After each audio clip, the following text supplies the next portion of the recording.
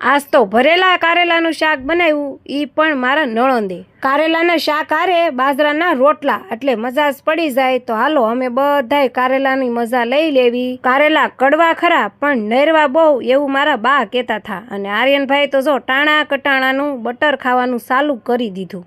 અને હા, ખાઈને મારે થોડો આરામ કરવો પડે. તમે બધા કરો કે કેમ? હું જાગીને તો આર્યન ચીટું કાપતો હતો. અરે મેં એને ઓર્ડર આપ્યો હતો. પછી તો આશુ, મીતુ ને આર્યન આવું અટરમ સટરમ લઈને બેસી ગયા. અરે આર્યનને કાલે નિશાળે રાખડી લઈ જવાની છે તો બનાવવી પડશે ને. તો ફાઇનલ 2-3 વાર ટ્રાય કરી ત્યારે આ તિરંગાની રાખડી બનાવી. તો આર્યન કહે છે હું બાંધી લઉં. મેં કીધું ના ના, કાલે નિશાળે લેતો જાય.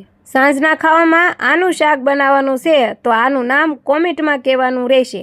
અને મારે બધા શાકમાં ટમેટું તો પહેલાં નાખવું પડે. તો શાક રોટલા થઈ ગયા છે ભૂખ્યા અને અમે હવે ખાઈ લેવી. તો મળીશું નેક્સ્ટ વિડીયોમાં. Thanks for watching. બાય.